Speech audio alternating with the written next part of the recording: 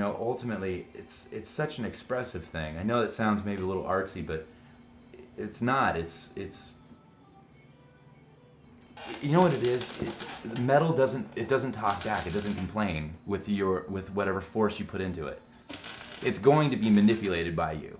You know what I'm saying? There's so few things in life that are like that. There's so many things that are out of your control in this life.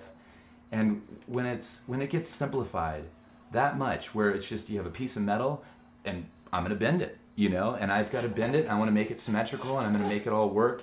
And then I'm going to create a motorcycle seat out of it. That's a great feeling. It doesn't feel like work at all.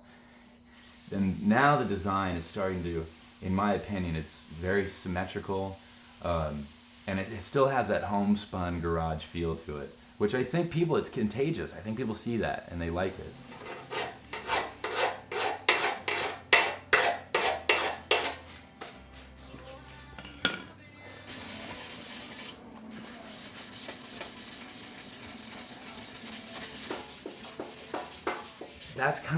That was the evolution of it, was figuring out how to improve the seating position, the rideability, and aesthetically the overall look of the bike, to replicate more of the style of bike that I was growing up around, which was I had an adoration for all the British motorcycles. They're beautiful, Triumph, BSA, Norton, and so I'm starting to incorporate that in the shop.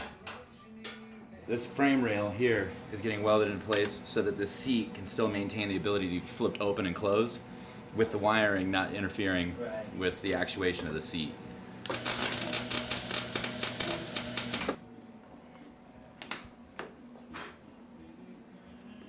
And it's kind of like building an engine.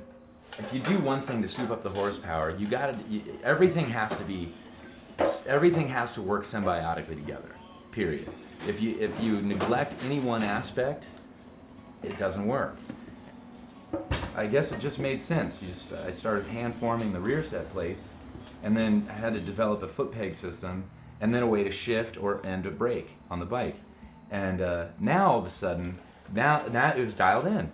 And this all happened somewhat recently, and I've been doing this a long time. And it all started coming together within the last year. There were some things I just chose to live with because I didn't have a better solution. But now I feel like the solution is being reached. And it's just, I don't know. And it feels like people agree with me too. See, there's 2 bronze bushings on the inside of that. The bronze bushings match the ID of this steel spacer, so that way it doesn't restrict the motion of this moving back and forward. And then the new actuator is placed on the engine side, and then the shift lever and the actuation knob is welded to this piece here with the linkage system.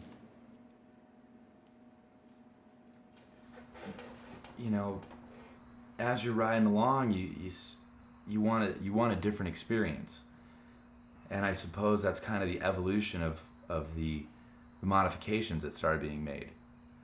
It was, your knees.